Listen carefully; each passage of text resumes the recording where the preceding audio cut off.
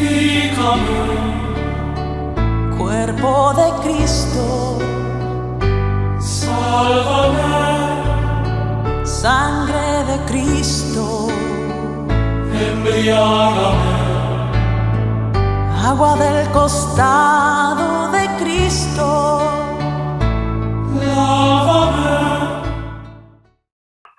Santo y Divino Espíritu, lléname plenamente de tu luz, de tu paz, de tu gozo, de tu sabiduría, de tu alegría. A ti, Divino Espíritu, que eres Dios y siempre estás con nosotros, a ti sea el honor, el poder, la adoración y la gloria por los siglos de los siglos. Amén. Amén. Damos esta enseñanza en nombre del Padre, el Hijo, el Espíritu Santo. Amén. Bueno, hoy lo que vamos a ver es la Iglesia de Cristo. Hoy tenemos un problema serio, ¿sí? Porque hoy estamos viendo una época donde el relativismo que hay y la mente de las personas, cuando vos hablas que algo es absoluto, algo es exclusivo, es un problema. Entonces, cuando vos hablas que la verdad es absoluta en la Iglesia, dices, no, ¿cómo pueden ser tan soberbios de creer esto? Y la Iglesia es una sola, y ¿cómo pueden creer ustedes que la Iglesia es una cuando hay tantas miles y miles y miles de iglesias? Lo que pasa es que acá estamos hablando de Dios, no estamos hablando de la parte sociológica o antropológica del hombre en este tiempo de la humanidad. Entonces, vamos a empezar diciendo, ando con un poquito de la garganta tomada, así que me van a disculpar un poquito por eso. Vamos a empezar diciendo que hoy en el mundo hay varias formas, ¿sí?, de complicar al católico que no está bien cimentado en su fe. Por eso todos estos cursos, ¿no? Y entonces lo primero que te dicen que Cristo no fundó ninguna iglesia. Entonces, si Cristo no fundó ninguna iglesia, el hombre tiene un montón de opciones para utilizar. No me gusta esta iglesia, me voy a la otra, no me gusta esta, me voy a la otra, y ahí vamos. O sea que la primera mentira es que Cristo no fundó ninguna iglesia. La segunda mentira,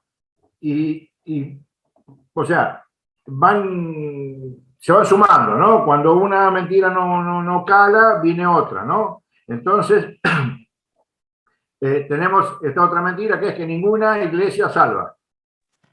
O sea, ninguna iglesia salva. Entonces, si ninguna iglesia salva, pasa exactamente lo mismo. Estamos con el poder de elegir cualquier iglesia, total, todas las iglesias que llevan a la salvación. Ahora yo pregunto, si ninguna iglesia salva, ¿por qué hay tanta presión, ¿sí?, hay tanto proselitismo de las sectas, ¿sí?, sobre la iglesia católica? ¿Por qué no nos dejan tranquilos? No hay ningún drama. Porque ellos saben muy bien que eso no es así. La tercera mentira es que todos somos la iglesia. Todos somos la iglesia. Y no somos todos la iglesia. Ya lo vamos a ver hoy en el versículo 30 de Efesios 5, donde dice que nosotros somos miembros de un cuerpo. Entonces, bueno, estamos en un gran problema. ¿Por qué? Porque a partir de la separación de Lutero de la iglesia, ¿sí?, si bien el modernismo no ha empezado en aquel tiempo, ya se fue gestando ciertos errores que al hombre, por su naturaleza, le han calado hondo. Por ejemplo, sola escritura. Sola escritura, o sea, si vos decís sola escritura, significa que no necesitas más nada que la escritura. ¿Sí? O sea que tampoco necesitas de la iglesia. Solamente necesitas ¿de qué? De la escritura. No hay más nada. ¿Sí? Entonces, seguido a eso, sola fe. O sea, vacía la religión cristiana de contenido. Que hoy lo vamos a ver eso. Entonces, ¿qué pasa? Cuando vos te crees que Cristo no fundó ninguna iglesia, que ninguna iglesia salva, que todos somos la iglesia, y aparte que simplemente con leer la escritura, decir que crees en Dios y tengo fe en Dios, entonces soy salvo. Fíjense cómo el demonio vacía de contenido ¿a qué? A la iglesia. Y ahora vamos a ver por qué. Porque, fíjense, el mundo hoy le dice que la verdad está en la iglesia, está en la escritura, perdón. Y es cierto, todos estamos de acuerdo que la verdad está en la escritura. Pero hay un problema. Escuchen muy bien, por favor, porque esto es un trabalengua. ¿La verdad está en la escritura? Sí. Ahora yo pregunto, ¿la escritura es garantía de la verdad? No. ¿Por qué? Porque depende de quién utilice la escritura, se va a decir una cosa o la otra. Un ejemplo. Si yo salgo a predicar con una Biblia Reina Valera, o un protestante sale a predicar con una Biblia de Jerusalén, que es la que yo uso, bueno, hay otra, etcétera, ese evangélico, por ejemplo, va a predicar el no bautismo de los niños, por los motivos que sean. Nosotros vamos a predicar ¿qué? El bautismo de los niños. Entonces, fíjense que con la misma Biblia, dos personas están predicando absolutamente lo contrario. O sea, que la Biblia no es garantía de la verdad, aunque la tenga. No es garantía de la verdad. Entonces, ¿qué ocurre? Esto es muy fácil. Lutero, ¿qué dijo? Bueno, entonces, como desoyendo esto, ¿no? Desoyendo esto, porque lo vamos a ver escrito, ha puesto esta premisa de que cualquiera puede interpretar la escritura. Entonces, si cualquiera puede interpretar la escritura, podemos tener la cantidad de religiones que haya, de acuerdo a cuántos lectores de la escritura haya. Y eso es una gran barbaridad. ¿Por qué? Porque está prohibido por la escritura. Porque si Dios hubiera dicho de otra manera, y bueno, todos estaríamos tratando de interpretar la escritura. Pero Dios fue obediente al Padre y nosotros tenemos que ser obedientes a la Iglesia. Y después vamos a ver por qué. Porque la escritura nos va a decir, escuchen, les voy a leer la segunda carta de Pedro, ¿sí? Capítulo 1, versículo 20. Miren lo que dice. Pero ante todo, tened presente que ninguna profecía de la Escritura puede interpretarse por cuenta propia. Nadie puede interpretar la Escritura por cuenta propia. Y ahora va a dar el ejemplo, va a decir por qué, que es muy sencillo y muy entendible. Porque dice, porque nunca profecía alguna ha venido por voluntad humana, sino que hombres, movidos por el Espíritu Santo, han hablado de parte de Dios. ¿Qué te quiere decir eso? Que nuestra mente no puede entender el misterio de Dios. No podemos nuestra mente entender la mente de Dios, es imposible. Por eso que Jesús, cuando se va al Padre, les deja a los apóstoles, ¿qué cosa? El Espíritu Santo.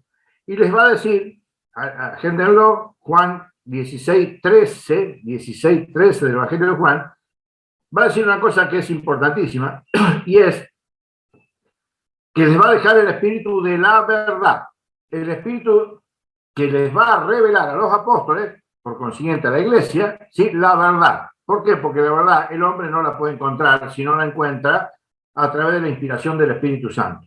Pero para que ustedes lo sepan, si bien el Espíritu Santo está en todos lados, la revelación se la ha dado ¿a quién? A la iglesia. Entonces, fíjense una cosa que es muy sencilla, ustedes se van a encontrar con...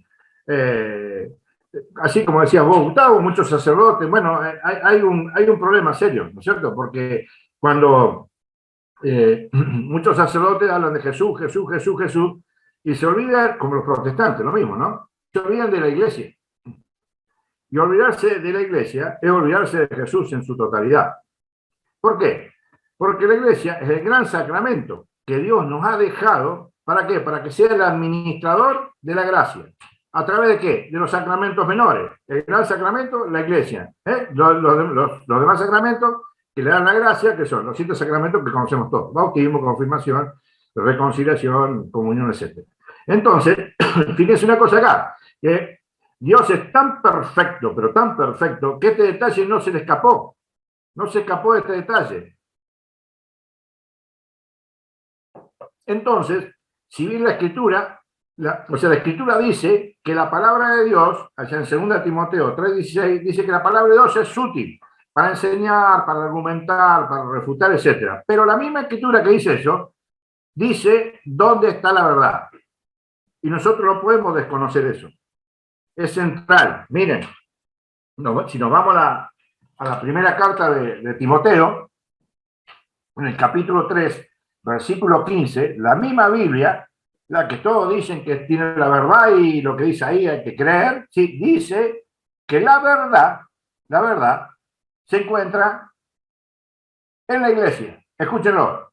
Dice, te escribo estas cosas con la esperanza de ir pronto a ti, pero si tardo, para que sepas cómo hay que portarse en la casa de Dios, que es la iglesia de Dios vivo, columna y fundamento de la verdad. ¿Escucharon? La que es columna y fundamento de la verdad es la iglesia. Pero entonces usted católico, ¿cómo me va a decir que la iglesia católica es esa? ¿Por qué no es otra? Y eso es lo que vamos a aprender. Porque si nosotros sabemos que la palabra, por ejemplo, ya en Juan 17 dice, santifícalos en la verdad. Tu palabra es la verdad. O sea, la que nos santifica es la verdad. Y la Escritura dice que la verdad está en la iglesia. Nos queda una tarea. Nos queda una tarea importante, que es averiguar cuál es la iglesia de la que habla la Escritura. ¿Cuál es la iglesia que habla? Primera de Timoteo 3:15. Porque si encontramos cuál es la iglesia de la que habla la Escritura, sabemos que esa es la que tiene la verdad. Y si esa es la iglesia que tiene la verdad, ¿a dónde vamos a ir? ¿A la mentira? No, nos tenemos que quedar en la verdad. Y eso es lo que nos vamos a abocar ahora. Vamos a empezar a hacer un estudio para que ustedes vean de qué se está hablando. Por ejemplo, miren, yo siempre digo el mismo ejemplo y no lo voy a cambiar ahora. Si a ustedes yo les digo, miren, yo les voy a describir un perro y ustedes me tienen que decir qué perro es. Entonces yo les digo a ustedes, mira, un perro más o menos del tamaño de 45 centímetros, el fondo blanco, manchitas negras, la oreja caída, la cola blanca en punta, y todos me van a decir que un dálmata, ¿no es cierto? ¿Estamos de acuerdo? Que es un dálmata. Bueno, lo que tenemos que hacer nosotros ahora, que lo vamos a hacer entre hoy y el próximo jueves, es ver cuáles son las características que dice la Biblia que tiene la iglesia que tiene la verdad. Entonces, si nosotros encontramos Biblia, cuál es esa iglesia, ahí tenemos que estar. Entonces vamos a salir de la premisa de que no sabemos cuál es. Por más que muchos, por el estudio, por los tiempos que tenemos siendo católicos, etcétera, etcétera, sea iglesia católica, pero vamos a demostrarlo. Entonces, bueno, vamos a empezar con ¿qué? Vamos a empezar con una cita que a mí siempre me gusta, que si bien no tiene nada con la iglesia, tiene que ver con la cabeza de la iglesia que es Cristo, que es Juan 3:16. Porque Juan 3:16 va a decir esto, va a decir, porque tanto amó Dios al mundo que dio a su Hijo, a su único Hijo, para que todo el que crea en Él no perezca, sino que tenga vida eterna. Entonces hay un problema. Hoy, ya inclusive en la Iglesia Católica, está muy metido esto de la salvación por la sola fe. La doctrina católica no es salvación por la sola fe, y hay un curso que vamos a hacer, el sexto creo que es, o el quinto, donde vamos a ver cómo es la salvación de acuerdo a la Iglesia, ¿sí? Entonces, ¿qué ocurre? Llevamos el punto de creer en Dios, ¿sí? Solamente al punto de creer que vino, fue crucificado, resucitó y somos todos salvos. A partir de creer en el misterio de la salvación. Solamente eso. Pero de eso no se trata. Eso es una partecita. Una parte muy importante, pero no es su totalidad. Porque las obras tienen que ver. Y en forma muy importante, que ya lo vamos a ver. No me voy a adelantar con eso. Pero dice acá que el que crea se salve. Entonces, la pregunta es, ¿qué es creer? ¿Qué es creer? Y creer es creer en y creerle a. Acuérdense, creer en Cristo, que vino, entró en esa cruz para que nosotros tengamos vida eterna. ¿Sí? Y resucitó. Es una parte, creer en. Pero el problema es que hay otra parte también, que es creerle a. O sea, creerle al mandato, creer a lo que Dios dejó en la Escritura para que nosotros podamos acercarnos a la vida eterna. Y ahí está el punto, en qué es lo que tenemos que creer, ¿sí?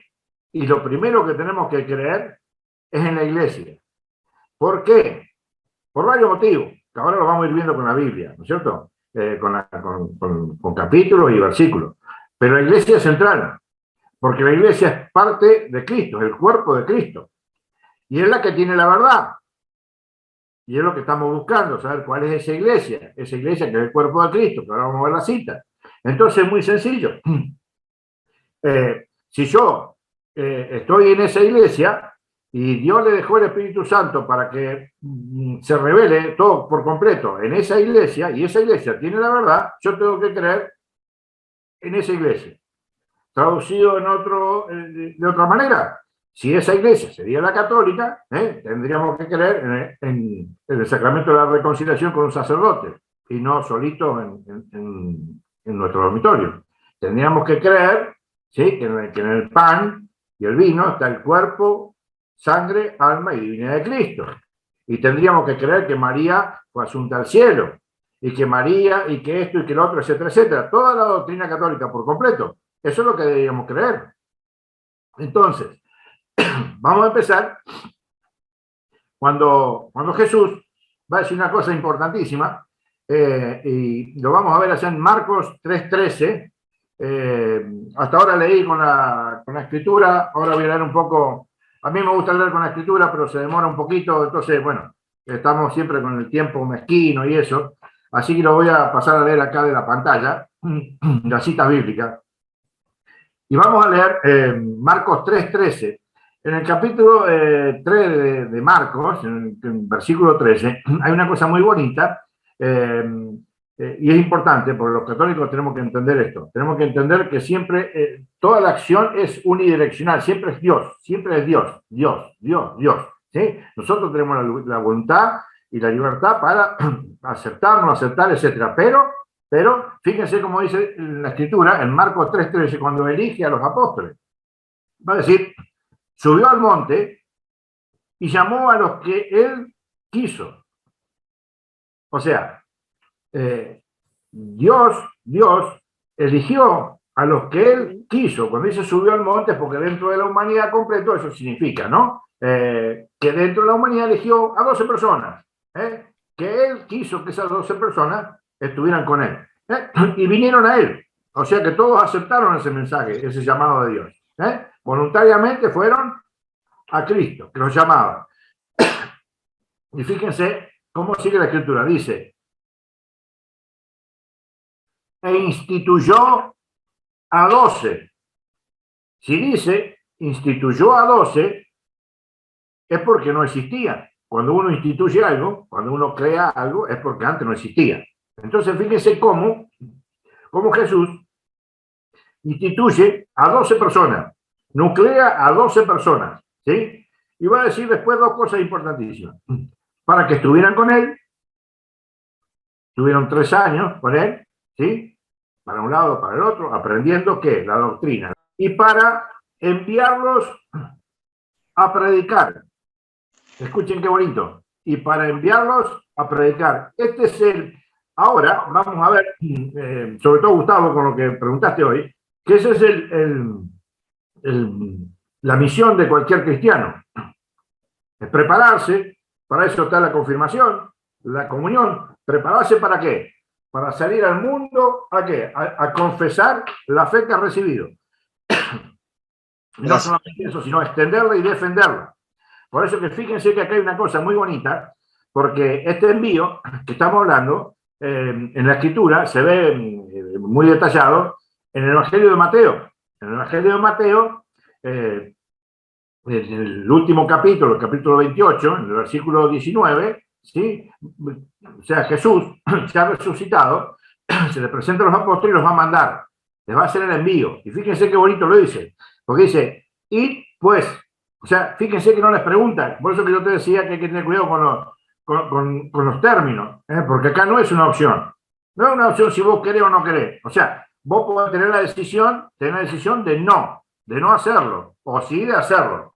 Pero el mensaje es claro, te dice, id es una orden, id, vayan, andá. Dice, id pues y haced discípulos a todas las gentes, Y aquí hay dos cosas que es importante, porque mucha gente dice, bueno, ¿y qué significa un discípulo? Según Jesús, no según yo, según Jesús, un discípulo se hace de dos maneras, bautizándolo y de la manera que Cristo lo mandó, bautizando en el nombre del Padre, del Hijo y del Espíritu Santo, que es la forma que bautiza la Iglesia Católica. Y acá hay una cosa que es muy importante, y enseñándoles a guardar todo lo que yo os he guardado. O sea que no es una cuestión de predicar cualquier cosa. No, no, no, no. La predicación tiene que estar fundamentada en lo que Cristo manda a predicar. Por eso que esto es muy importante. Por eso que hoy que se malinterpreta la diversidad, la forma de pensar, etcétera, etcétera, en el mundo está fantástico, pero en la iglesia no. En la iglesia no. Vos podés tener una forma de pensar de fútbol, de política, está fantástico, no hay problema, pero con respecto a Dios, no.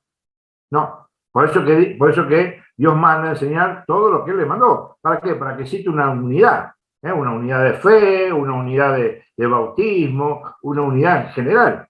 Entonces, esto es central. ¿Por qué? Porque ese envío es a dos cosas, a bautizar y a enseñar lo que Cristo ha enseñado. Eso también, la parte de enseñar, nos corresponde a nosotros. El bautismo, obviamente que no.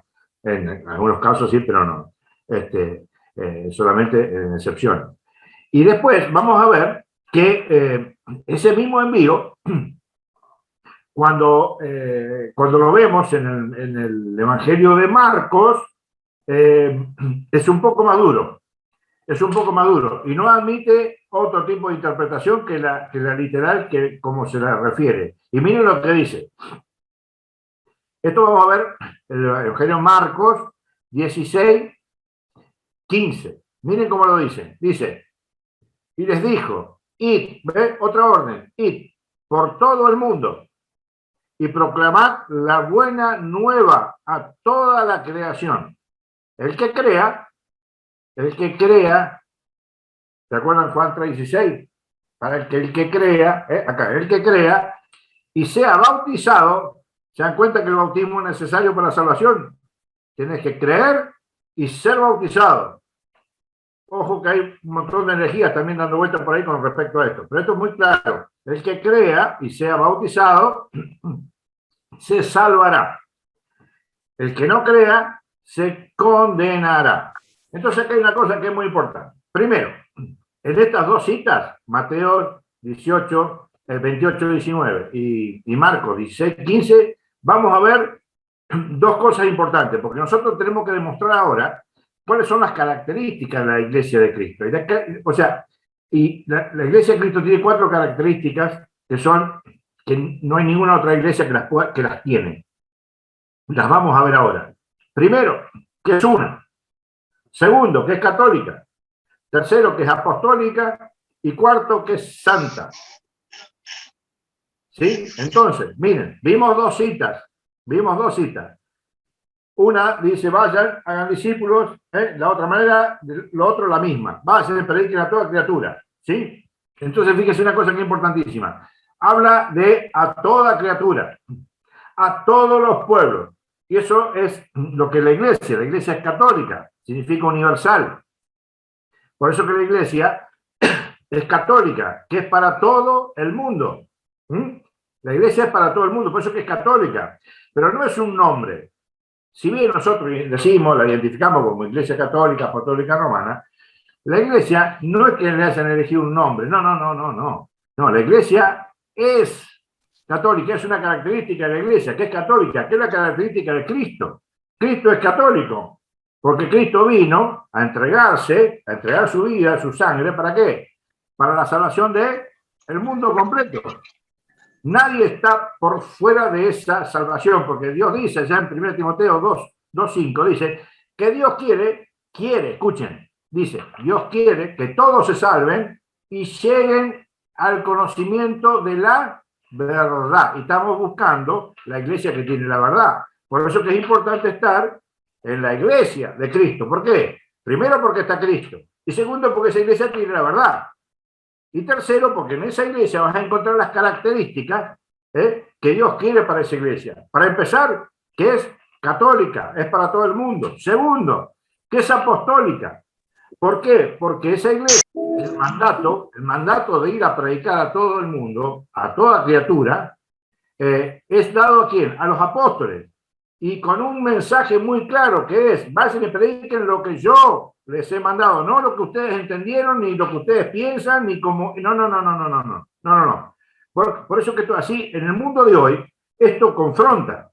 El mundo de hoy somos todos iguales, somos todos bonitos, somos todos buenos. No. La iglesia no se maneja con esos parámetros. La iglesia se maneja por la obediencia. Porque si Cristo no hubiera obedecido al Padre, ¿sí? Y en su propia voluntad se hubiera entregado su cuerpo, nosotros estaríamos en serios problemas porque no tendríamos sentido la vida, porque estaríamos condenados a la muerte. Y Dios ha dejado esta iglesia, que es católica, y tiene el mensaje, la enseñanza ¿de quién? De los apóstoles. En estas dos citas vemos esas dos características. Vamos a ver algunas más, ¿sí?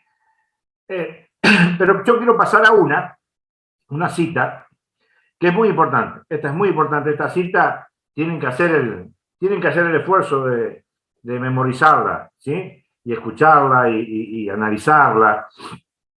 Porque en esta cita en Mateo, también en el Evangelio de Mateo, en el capítulo 16, versículo 13 en adelante, vamos a ver que la iglesia es una. Pero aquí, ya en esta época, ya teníamos un problema. El mismo problema que hay hoy, que hay iglesias y sectas por todos lados, ya ha empezado a vislumbrarse en aquel entonces. Fíjense una cosa. Vamos a leer Mateo 16, del versículo 13 en adelante. Y lo vamos a tratar de explicar un poquito para que ustedes entiendan que en aquel momento teníamos estos problemas que había hoy, pero Cristo define las cosas de una manera extraordinaria, porque la pedagogía de Cristo es fantástica. Entonces ustedes van a ver que dice, en el versículo 13 del capítulo 16 de Mateo, dice, llegado Jesús a la región de Cesarea de Filipo, hizo esta pregunta a sus discípulos. Fíjense, ya había gente que lo seguía, gente que lo escuchaba, no eran solamente los 12 apóstoles que estaban con él, siempre había gente que lo seguía, etc. Y él les hace una pregunta, y esa pregunta dice, ¿quién dicen los hombres que es el Hijo del Hombre? Él les pregunta abiertamente, ¿quién dice la gente? Por ahí, ¿quién soy yo? Y fíjense las respuestas. Ellos dijeron, unos dicen que Juan el Bautista. Pregunto yo, ¿Jesús era Juan el Bautista? No. O sea que ya había un grupo que a pesar que lo escuchaba, etcétera, ya estaba equivocado. Creía que Jesús era Juan el Bautista. Otro dice, otros que Elías, también equivocado. Otro que Jeremías o otro de los profetas. Entonces fíjense que ya había en aquel momento un gran problema, ¿sí? Porque hoy dicen, todos creemos en el mismo Jesús. No. El Jesús de la Iglesia Católica no es el mismo que el Jesús de los pentecostales. No. ¿Por qué? Porque Jesús habla de una sola manera. ¿Por qué acá la gente decía una cosa a la otra? Porque le entendían cosas distintas. Cuando nosotros hablamos de, qué sé yo, los pentecostales unicitarios, no creen en el Padre ni en el Espíritu Santo, creen solamente en Jesús. No creen en la confesión de los pecados, o sea, etcétera. O sea, Cristo es eso. Cristo es todo eso. Es la persona de Cristo, cuerpo, alma, sí, completo, divinidad, todo, en la Eucaristía, como nosotros lo entendemos, y hay otros que lo entienden de otra manera totalmente distinta, ¿sí? Bueno, por eso que ante esta equivocación, Cristo le va a preguntar a Pedro. Perdón, no le pregunta a Pedro, le pregunta a los otros apóstoles. Pedro es el que contesta, escuchen. ¿Y vosotros, quién decís que soy yo? Esto es central. ¿Y ustedes, quién dicen que soy yo? Porque el mundo dice estas cosas. ¿Y ustedes qué dicen? Miren lo que dice la Escritura. En el versículo 16 dice, Simón Pedro contestó, tú eres el Cristo, el Hijo de Dios vivo. Replicando Jesús le dijo, bienaventurado eres Simón, hijo de Jonás, porque no te ha revelado esto la carne ni la sangre, sino mi Padre que está en los cielos. Fíjense que Cristo no dice, bienaventurados todos ustedes porque bueno, no soy Juan el Bautista, pero bueno, qué lindo lo que creen, qué bonito, qué bueno que es, total, todo es lo mismo, todo es relativo. No, no, no, no, no. No, al que le dice que es bienaventurado es a aquel que profesa lo que realmente Cristo es. Y no es lo mismo profesar que Cristo está en la Eucaristía a profesar que Cristo no está en la Eucaristía. ¿Me entienden cómo es? La fe es una. Miren, Pedro profesa esa fe, ¿sí? Por supuesto que esa fe viene de lo alto, ¿eh? Es Dios el que le inspira decir eso. Entonces el protestantismo te va a decir una cosa que es complicada, que te va a decir que es fácil de entender, pero es complicada cuando desconoces profundamente las cosas de la iglesia. Te va a decir que en realidad Cristo no fundó la iglesia en la figura de Pedro, sino en su profesión de fe. Tú eres el Cristo, el Hijo del Dios vivo. Y la realidad es que Cristo funda la iglesia tanto en la profesión de fe como por el que la dijo. De las dos maneras, la funda en la profesión de fe y en el que lo dijo. Un datito, esto se los agrego, un dato así cortito y de color. Antes que Pedro profesara la fe en Cristo, ya la habían profesado antes. En el versículo 47 del capítulo 1 de Juan, ustedes van a ver que Natanael ya había profesado la fe en Cristo, Hijo de Dios. Y cuando, no me acuerdo exactamente, sé que es Mateo 14, creo que en el 24 o 25 por ahí, lo pueden buscar, lo van a encontrar. Así se acuerdan cuando Jesús estaba dormido y los apóstoles andaban ahí en la barca y le movía la tempestad para un lado, para el otro, y estaban desesperados, no sabían qué hacer. Y cuando habla Jesús, etcétera, etcétera, después le dicen, verdaderamente tú eres el Hijo de Dios. O sea, ya la profesión estaba hecha, y no por uno, sino por varias personas. Pero Dios toma la profesión ¿de quién? De Pedro. ¿Sí? Y fíjense, porque esta cita no se la pueden olvidar nunca. Y es muy clara. Dice, primero, Pedro profesa la fe sobre Jesús. Ahora Jesús le va a contestar a Pedro. Y miren qué bonito, porque le va a decir, y yo a mi vez te digo, que yo, Cristo, te digo a ti, Pedro, que tú eres Pedro, y sobre esta piedra, escuchen, y sobre esta piedra, dos palabras importantísimas, edificaré edificaré, ¿por qué? Porque el que edifica es Cristo. Nosotros no edificamos nada. El que edifica es Cristo. Nosotros intervenimos obviamente por todos los dones, carismas, etcétera, etcétera, y la gracia que Dios nos da a través de la iglesia. Pero el edificador de la iglesia es Cristo. ¿Y de cuántas iglesias está hablando? Usted sabe bien que es una. Mi auto, un auto, mi auto. Mi celular, un celular. Es muy claro. Por eso que dice, y yo a mi vez te digo que tú eres Pedro, y sobre esta piedra edificaré yo mi iglesia. Yo. Fundamentado en vos, Pedro. ¿Me entienden cómo es la historia? Y después le da una promesa, porque siempre que hay varias promesas que hace Cristo, ¿sí? Y son centrales para entender la iglesia, ¿sí? Miren, cuando vimos Mateo 28, 19, vimos, y yo les dejé una partecita al último que no se la leí, que dice, si ustedes bautizan en el nombre del Padre, el Hijo y el Espíritu Santo, hacen discípulos de esa manera y enseñan lo que yo les mandé, dice, y yo estaré con ustedes todos los días hasta el fin del mundo. Miren la condición que pone. Yo estaré con ustedes todos los días hasta el fin del mundo. Y ahora acaba de decir otra cosa. Va a decir, y las puertas del Hades no prevalecerán contra ella. La iglesia esa que va a fundar en Pedro, que él la va a edificar, que es una, ¿sí? A esa iglesia no va a prevalecer el infierno sobre esa iglesia. No dice ahí que la iglesia va a estar comodita, tranquila y no va a pasar a su... No. La iglesia va a ser zarandeada. Pero nunca el demonio, el Hades, el infierno, va a prevalecer sobre la iglesia. ¿De quién? De Cristo. Entonces acá ya tenemos otro detalle. Esto tiene una explicación mucho más amplia, pero como vamos a ver el próximo encuentro, vamos a ver el tema del primado de Pedro y la jerarquía de la iglesia, muchos significados de este texto que acabamos de leer, lo vamos a dejar para después, porque se habla de la figura de Pedro, ¿sí? Como autoridad de la iglesia. Y no vamos hoy a gastar un poquito de tiempo con eso cuando nos podemos meter de lleno la próxima semana. Entonces, fíjense qué bonito, porque hay dos promesas acá. Primero, estar con la iglesia todo el tiempo, hasta la segunda venida de Cristo, hasta la consumación, y la otra es que el infierno no va a poder.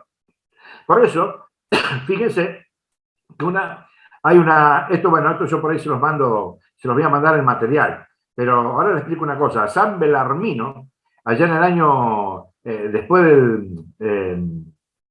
allá en el año 1560 y pico, cuando termina el concilio de Trento, después de la escinsión de Lutero de la iglesia, que se arma todo este revuelo, bueno, él pone, aparte de estas 4 marcas, pone 15 marcas más, cuando él debatía y explicaba por qué la iglesia de Cristo es la iglesia católica y no otra, ¿sí? Y una de esas cosas maravillosas que él decía es que justamente estas dos cosas, estas premisas de que Cristo está siempre en la iglesia y que el infierno no puede prevalecer. ¿Por qué? Porque todos los enemigos de la iglesia desaparecen. Todos. No hay enemigo que haya tenido la iglesia que no desaparezca. ¿Hacen daño? Sí. ¿Llevan a la perdición un montón de almas? Sí. Está bien, pero nunca prevalecen. Nunca. Siempre la iglesia católica, ¿sí? A pesar de los que formamos parte de la iglesia católica, somos todos pecadores, ¿sí? A pesar de eso, la iglesia subsiste. ¿Por qué? Porque Cristo cumple sus promesas. Eso es central. Miren, vamos a seguir un poquito por acá.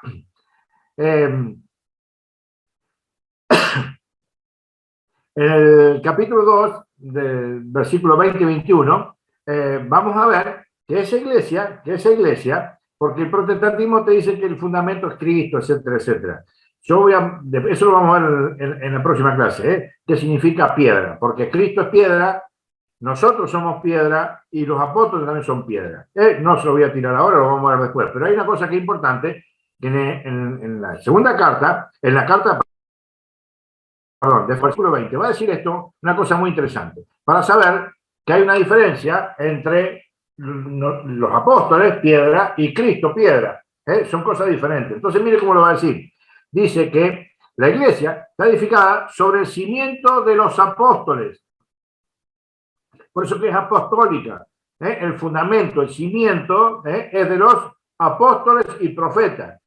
En algún momento podemos preparar un tema para explicar que cuando la hilamos bien finito, vamos a ver que la iglesia ya está concebida desde mucho antes, ¿sí? Pero ahora estamos hablando de la iglesia católica, ¿sí? Porque la iglesia ya se viene cimentando, porque acá lo dice, apóstoles y profetas, ya hay una continuidad, ¿sí? Pero eso lo podemos ver en otro momento. Ya es muy delicado, hay que meterse con la escritura del Antiguo Testamento en profundidad. Pero sí tener en cuenta que dice que la iglesia está cimentada en los apóstoles y los profetas. Por eso que es muy necesario conocer el Antiguo Testamento. Porque el Antiguo Testamento es la maqueta del edificio que nosotros hoy estamos en él, ¿sí? En una maqueta no podés estar, pero te está mostrando cómo va a ser aquello. Bueno, es lo mismo. El Antiguo Testamento es una sombra de lo que luego va a acontecer. Porque toda la Escritura habla de Cristo, toda. No hay nada en la Escritura que no hable de Cristo. Entonces, fíjense que la Escritura dice que estamos edificados sobre el cimiento de los apóstoles y profetas, siendo la piedra angular Cristo mismo, en quien toda edificación bien trabada se eleva hasta formar un templo santo en el Señor. Entonces ustedes van a ver acá exactamente que la iglesia es apostólica. Apostólica. Otra cita más para que ustedes tengan para argumentar las características que tiene esa iglesia. Que es apostólica, vimos hasta ahora, que es católica y que es una. ¿Sí? Vamos a seguir con otras citas más que son muy interesantes para seguir entendiendo esto. Y esta es una cita muy linda porque es la cita normalmente que se utiliza para la confirmación. Muchos por ahí se han olvidado, pero ahora cuando la leamos se van a recordar un poquito. Esta cita habla en el capítulo 1 de Hechos de los Apóstoles. Cristo ya había muerto, se les había aparecido a ellos, ¿sí? Y fíjense la desorientación. Miren por qué es importante el Espíritu Santo. Porque a pesar de que ellos habían estado 3 años con el Señor, no entendían nada. Tuvo que venir el Espíritu Santo para que ellos puedan tener discernimiento para entender. Entonces una persona que todo tiene el Espíritu Santo, que lo tiene la iglesia, no puede entender nunca la Escritura y siempre va a estar llena de errores, siempre, errores grandísimos. Entonces fíjense, un error de los pobres apóstoles que estaban con miedo, lo estaban buscando, estaban encerrados y fíjense lo que ocurre acá. Dice, en el capítulo 1 de Hechos de los Apóstoles, versículo 6, dice: los que estaban reunidos le preguntaron, Señor, ¿es en este momento cuando vas a restablecer el reino de Israel? Fíjense, la pregunta que le hicieron, no tenían la más mínima idea de lo que estaba pasando. Estaban procesando esto de que lo vieron resucitar, que se les aparecía, que vayan y prediquen el Evangelio y que a quienes remitan los pecados les serán remitidos. Era una cosa que yo, pobrecito, no quisiera ni pensar. Porque me acuerdo cuando yo estaba fuera de la iglesia y hoy con lo que he aprendido y que siento, bueno, una cosa de loco, ¿no? Ver aquel momento mío y el de hoy, que nos habrá pasado a todos. Fíjese esta gente lo mismo. Y estamos hablando de unos poquitos días antes de ¿qué? Del capítulo 2 de Hechos de los Apóstoles, que es cuando reciben el Espíritu Santo en Pentecostés.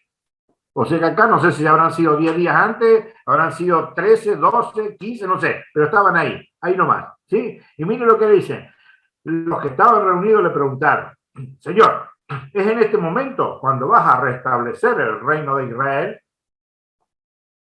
Una pregunta fuera de contexto, totalmente. Y él le contestó, a vosotros no os toca conocer el tiempo y el momento que ha fijado el Padre con su autoridad. Pero miren lo que le dice. Escuchen, esto es bellísimo. Y que tiene que ver con lo que hablamos con Gustavo hoy, que la pregunta es esto, que con el sacramento de la confirmación tenemos que extender la fe, anunciarla, ¿sí? Para que se extienda la fe y defenderla. Y escúchense cómo lo dice, de bonito, esta partecita del versículo 8 del capítulo 1 de Hechos de los Apóstoles. Dice, al contrario, recibiréis una fuerza. O sea, no tienen fuerza, porque al hablar lo que están hablando, evidentemente está claro que no tienen el Espíritu Santo, no tienen el discernimiento para entender qué es lo que está pasando. Entonces les dice, al contrario, vosotros recibiréis una fuerza cuando el Espíritu Santo venga sobre vosotros. Y de este modo, o sea, cuando el Espíritu Santo venga sobre ustedes, de ese modo seréis, escuchen, seréis mis testigos, no de otra manera. Nadie que no haya recibido el Espíritu Santo de Dios puede ser testigo de Cristo. ¿Me entienden? Y lo dice la Escritura, lo dice muy claro. Al contrario, vosotros recibiréis una fuerza cuando el Espíritu Santo venga sobre vosotros. Y de ese modo, no de otro, de ese modo, seréis mis testigos en Jerusalén, en toda Judea y Samaria, y hasta los confines de la tierra. Fíjese, esta cita es maravillosa, ¿por qué? Porque te está mostrando que la iglesia es apostólica, que son los apóstoles los que están esperando recibir el Espíritu Santo para ser testigos, ¿y en dónde? Y hasta los confines de la tierra. ¿Qué te está diciendo? Que la iglesia es católica, nuevamente, y apostólica. ¿Sí? Otra cita también para demostrar esto, que es muy sencilla, que es muy fácil de entender, que es justamente Hechos de los Apóstoles del capítulo 2, ¿no? Que allí cuando reciben, eso después lo pueden leer ustedes, ¿no? Cuando reciben el Espíritu Santo, están todos los apóstoles y se ponen a hablar en lengua y hablan a toda la gente, porque Jerusalén era un poco así como Roma, eran ciudades cosmopolitas, venía gente de todos lados, por varios motivos, por la Pascua, por comercio, etcétera, etcétera. Entonces, imagínense, eso fue tremendo cuando Pedro, que ya lo vamos a ver en el próximo encuentro, hace el primer anuncio querigmático, lo hace justamente después de Pentecostés, ¿sí? Pero hay una cita, que esta se la voy a agregar. Yo siempre digo que la iglesia es católica, apostólica, una y santa. Todavía nos queda un poco de tiempo, pero hay una cosa que es importante. Miren, el hecho de los apóstoles, escúchenme bien, escuchen, porque esto es muy bonito, es muy bonito. En Hechos de los Apóstoles 1, del versículo 13 al 14, va a decir algo que es fantástico, por el cual ustedes van a escuchar más de una vez a las sectas que te dicen, no, nosotros nacimos, todos nacieron en Pentecostés, todos nacieron en Pentecostés, todos, ¿sí? Es como que todo, vos no naciste en Pentecostés, vos tapo, pero es una gran mentira por dos motivos. Primero, principal, porque sabemos quién las instituyó, quién las creó, el año, el nombre, apellido, etcétera, etcétera. Sí, pero yo acá estoy hablando de otra cosa. Yo acá estoy hablando de la iglesia de Cristo, que dijo, tú eres Pedro y sobre esta piedra edificaré mi iglesia. Y esas características son las que Cristo le dio a la iglesia. Pero hay una característica acá que es, esto se lo digo para ustedes, para que vean que esto es serio. Y para que ya se den cuenta de que estamos hablando de la iglesia católica en su totalidad. ¿Por qué? Miren, dice capítulo 1 de Hechos de los Apóstoles, versículos 13 y 14. Vamos a leer el 13 primero. Cuando llegaron, subieron a la estancia superior donde vivían Pedro, Juan, Santiago, Andrés, Felipe, Tomás, Bartolomé, Mateo, Santiago de Alfeo, Simón el Celote y Judas de Santiago. Y escuchen. Todos ellos perseveraban en la oración, con un mismo espíritu, en compañía de algunas mujeres.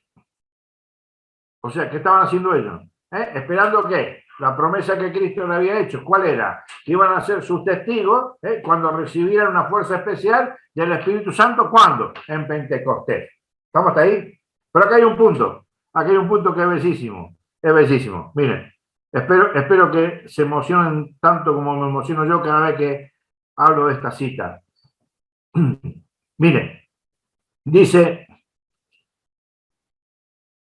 acá, dice, todos ellos, o sea, los apóstoles, perseveraban en la oración, con un mismo espíritu, en compañía de algunas mujeres, no le pone nombre, algunas mujeres, había un montón de mujeres que seguían a los apóstoles, los escuchaban, los servían, etcétera, etcétera. Y la madre de Jesús, María.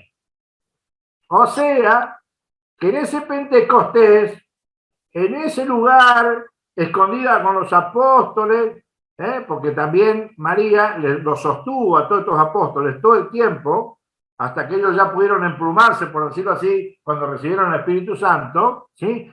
Con esos apóstoles y con esas otras mujeres, ¿estaba quién? La María, la madre de Jesús. Y no hay que dejarse engañar. Los únicos que creemos que María es madre de Dios somos nosotros. O sea que la iglesia que recibe el Espíritu Santo, esa iglesia naciente, es la iglesia que tiene a María. Y no hay otra iglesia que tenga a María. Muchos hoy, ¿viste? Porque se les complica un poco, empiezan a decir, ay, nosotros queremos mucho a María. Querer mucho a María no significa saber que es María. Por decir que no, nosotros no la descartamos, no. Eso es un cuento de la buena pipa. Entonces, fíjense, le podemos agregar a esa característica que la iglesia es mariana, que ya vamos a hablar de María. No, en este curso no, pero perdón, estaba pensando por otro lado. Se puede hacer también esto, se puede hablar de María. Y podemos decir que por esta característica, en esa iglesia estaba María, por eso que la iglesia también es mariana. Por supuesto que la iglesia sea mariana depende de un montón de otras cosas que ya la vamos a ver si Dios quiere en otra oportunidad. Bueno, ahora vamos a entrar en una parte que necesita una introducción importante para entenderla. ¿Por qué? Porque vamos a ver por qué la iglesia es santa. ¿Sí? Vamos a ver por qué la iglesia es santa. Y este es un tema delicado. Porque ustedes van a escuchar que hoy el mundo, la secta, el demonio utiliza a quien sea, ¿para qué? Para decirte, por ejemplo, fíjate, los curas son todos pedófilos. Todos pedófilos. No, no es que haya alguno que por ahí pobre, no que sea pobre, sino en su debilidad o en su, qué sé yo, en lo que sea, por el nombre que vos quieras, haya hecho una barbaridad de ese tipo. No, todos son estos. ¿Cómo un sacerdote puede confesar cuando es también un pecador? ¿Cómo si Pedro negó a Cristo, cómo puede ser el jefe de la iglesia? ¿Cómo si Pedro le dijo a Cristo esto y Cristo lo llamó Satanás? ¿Cómo puede tener un montón de cómo y cómo? ¿Para qué? Para decir nada más y nada menos que Cristo en un momento de la historia dijo, yo con esta gente no quiero saber más nada. Entonces, a partir de allá de Constantino, ¿sí?, se crea una nueva iglesia, donde Cristo aborrece a su iglesia y crea otra, más santa. ¿Escucharon lo que les dije? Esto es una barbaridad. Esto es una barbaridad. Lo vamos a ver ahora muy claro y hermoso, porque nosotros somos pecadores, por supuesto. No hay nadie que no sea pecador. Y aquel que diga que no es pecador, tiene un problema. Lo está haciendo ser mentiroso. ¿A quién? A Cristo. Eso lo dice ya 1 Juan 1:8 en adelante. Porque si Cristo vino para salvar a todo hombre, porque por el pecado original está muerto, para darle vida nueva en él, ¿sí? O sea, si hay uno que no se cree pecador, lo está haciendo mentiroso. ¿A quién? A Cristo. Porque dijo, no, vino por todos menos por mí, porque yo necesito salvador. Bueno, y aunque ustedes no lo crean, hay muchísima gente así. Pero bueno, pues no estamos hablando de eso ahora. Vamos a hablar, para llegar a justamente entender esto de la iglesia santa, que es lo que vamos a tratar de explicar ahora. Necesitamos primero ver qué es la iglesia. Porque iglesia también es una congregación de personas. Iglesias hay un montón, pero iglesia de Cristo hay una. Dice en la primera de Corintios, primera carta a los Corintios, en el capítulo 15, versículo 8, escuchen, dice, y en último término, se me apareció también a mí como un abortivo. Miren cómo se sentía Pablo. Y vamos a ver por qué. Pues soy el último de los apóstoles. O sea, se sentía el último de los apóstoles. Y ojo que ya había tenido la revelación con Dios, con Jesús. Se le había presentado, la revelación ya estaba. Sin embargo, él se sentía un aborto y se sentía el último de los apóstoles. También dice la Escritura acá, indigno del nombre de apóstol. Tenía una misión enorme que hacer, pero él se sentía indigno del nombre de apóstol. Y escuchen por qué. Por haber perseguido a la iglesia de Dios. Por eso que ustedes van a ver que Pablo es el que en definitiva explica este sacramento enorme en que es la iglesia. Es Pablo el que entiende a través de la revelación, ¿sí?, qué significa la iglesia de Cristo. Porque si no sé si usted, no lo vamos a leer para no demorarnos demasiado, pero no sé si ustedes se acuerdan, pero cuando él va camino a Damasco, se le presenta el Señor, ¿sí?, una luz, etcétera, etcétera. Entonces ustedes van a ver que ahí, ¿quién eres?, le pregunta a Pablo. Y Cristo le va a decir una cosa que es ahí donde hace el clic Pablo, y entiende la importancia de la iglesia, como nosotros tenemos que entenderlo justo en este momento. Dice, porque dice, por haber perseguido a la iglesia de Dios, dice en 1 Corintios 15:8. ¿Y qué dice Cristo? ¿Por qué me persigues? Y yo pregunto una cosa, ¿Pablo perseguía a Cristo? No. Pablo simplemente perseguía a un montón de locos, para ellos, obviamente, a un montón de locos que le decían los del camino. ¿Por qué? Porque seguían a una persona que se decía que era Dios y que había muerto y que había resucitado y que estaban todos re locos. Y que era una locura. ¿Sí? Y para el judaísmo era pura blasfemia, entonces imagínate, a muchos los mataban. Bueno, ahí tenés el caso, por ejemplo, del caso de la lapidación de Esteban. ¿Dónde estaba Pablo? Estaba ahí asusando a la gente para que maten a Esteban, que era un diácono. ¿Sí? El primer mártir fue San Esteban. Entonces fíjense que Cristo le dice, ¿por qué me persiguen? Entonces Pablo dice, pero ¿cómo si yo a este hombre yo no lo persigo? Yo persigo a los otros, a los que los vengo siguiendo. Y entonces Pablo ahí, a través de la revelación de Jesucristo, entiende perfectamente bien, que perseguir a Cristo, escuchen, porque esto es central, porque la persecución a la iglesia puede ser adentro o de afuera, cada uno tendrá su experiencia, pero lo cierto es que cuando dice, ¿por qué me persigues? ¿Sí? Pablo se da cuenta que al perseguir a esa gente, que eran los seguidores de Cristo, estaba persiguiendo ¿a quién? A Cristo. Por eso que esto es una advertencia que hago siempre. Ojo, ojo a aquellos que persiguen a la iglesia de Cristo. Porque no me están persiguiendo a mí. No te están persiguiendo a vos, Gustavo, por ejemplo, que tenés dificultades, etcétera, etcétera, para poder llevar la palabra a tu misma iglesia. No, no, no. Están persiguiendo no a Gustavo, no a Carlos, no a Josefina, no a Valeria. No, no. Están persiguiendo a Cristo, a nuestro Señor Jesucristo. Por eso que Pablo dice, perfectamente claro, dice, por haber perseguido a la iglesia de Dios. Él define automáticamente que Dios tiene una iglesia. Y fíjense de nuevo que dice, sobre ti edificaré mi iglesia. Y acá que dice, haber perseguido a la también es una, no dos, una iglesia. Dios tiene una iglesia. Una, católica, apostólica, mariana, por poner una característica más.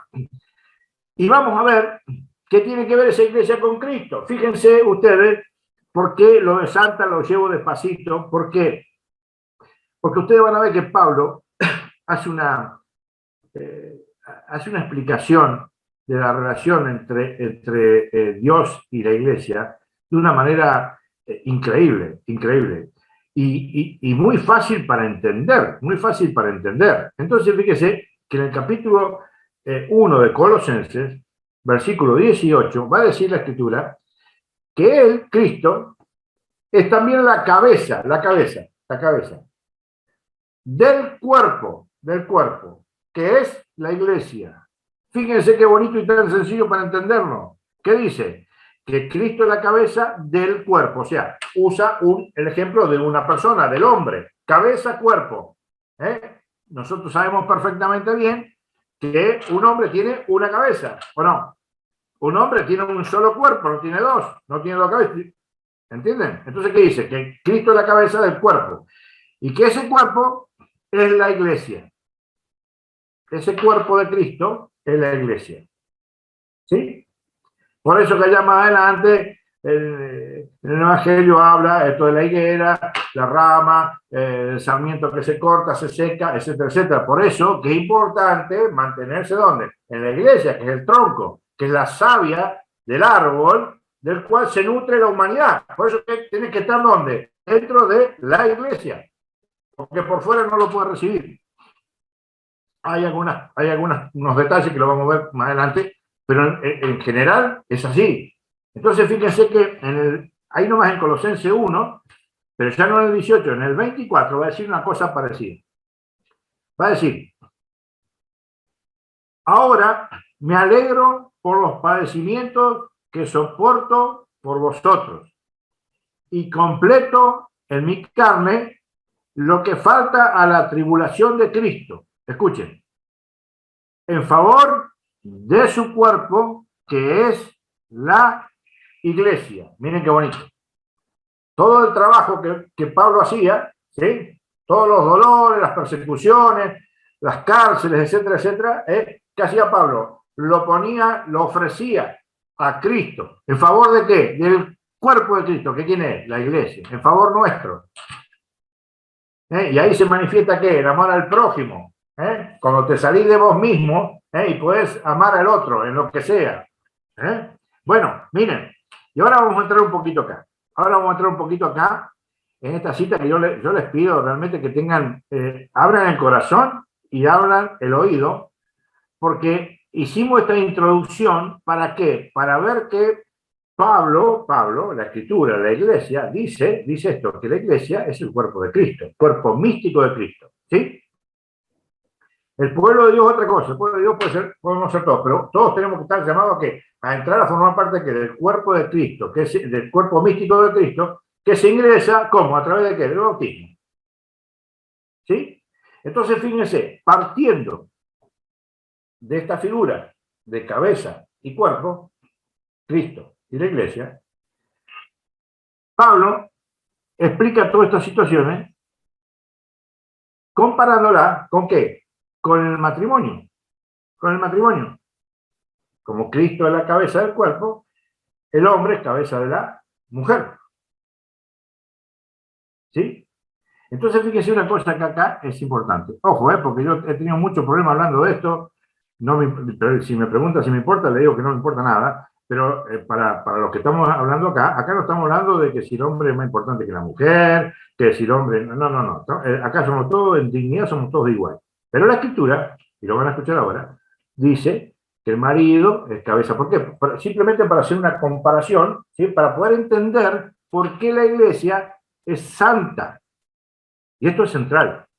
Primero, muchos utilizan una explicación muy cortita y clara que sirve, pero no explica. La Iglesia es santa porque Jesús, la cabeza de la Iglesia, es santa. Si Cristo es santa, la iglesia es santa, pues somos toda una sola cosa. Y está perfecto. ¿Somos santos porque no somos pecadores? No. Porque la cabeza, porque Cristo, nuestro Señor, nuestro sumo sacerdote, es santo y punto. Pero ahora vamos a explicarlo un poquito más. Vamos a ir un poquito más profundo. Escuchen. Dice, vamos a ver Efesios 5, versículo 25. ¿Sí? De ahí empezamos. Vamos a tocar un poquito también el Apocalipsis y después vamos a ver 3 citas que son centrales para entender la importancia que tiene la Iglesia. ¿Sí? Pero esto es muy bonito. Escuchen. Dice, maridos, no está hablando nosotros, maridos, amad a vuestras mujeres como Cristo amó a la Iglesia. Eso es lo feo que tiene cuando usted está haciendo una charla en un Zoom donde hay mucha gente que no se puede compartir. Pero lo cierto es que cómo amó Cristo a la Iglesia, entregándose a sí mismo por ello, dice la Escritura.